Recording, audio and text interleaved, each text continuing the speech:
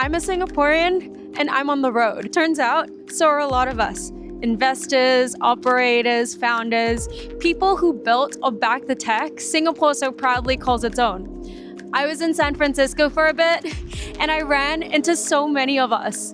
It's easy for the headline to feel like everyone's leaving Singapore, but the truth is, it's more complicated than that.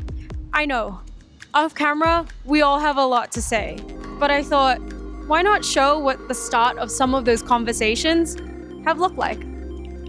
I'm a Singaporean founder and I'm on the road because I'm looking for customers. I'm a Singaporean on the road and I'm looking for the highest density of people open to crazy ideas. I'm a Singapore founder. I'm on the road to find people who are as passionate as me and the team about solving the crisis of affordable internet and building humanity's future in space. I'm a Singapore founder and I'm on the road looking for momentum. I'm a founder of a Singapore company on the road because we are building from Singapore for the world, and now we are going outside into the world for the bigger markets. So actually, I'm surprised how represented Singaporeans are in the Bay Area. There were actually a few Southeast Asia events where we saw a large density of Singaporeans coming together. One of them the other day was in a house where everybody actually took off their shoes because we don't wear our shoes into the house. Right now, we are here in San Francisco.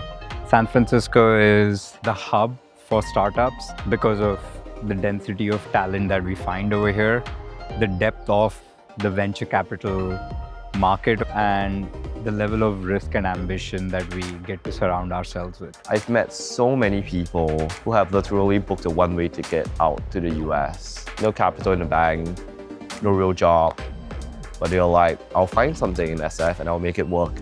And most of the time, they do better than they expect. You lose the cost of a plane ticket, but the reward you could potentially get is probably unforgettable for the rest of your life. There's a common denominator of being a Singaporean and choosing to leave Singapore that is unique and you don't find anywhere else. We have the intersection of understanding what a small country punching above its weight looks like, and also trying to be a big fish in a much larger ocean. Back home in Singapore, it's easy to live life on autopilot. The system, the country is built to work.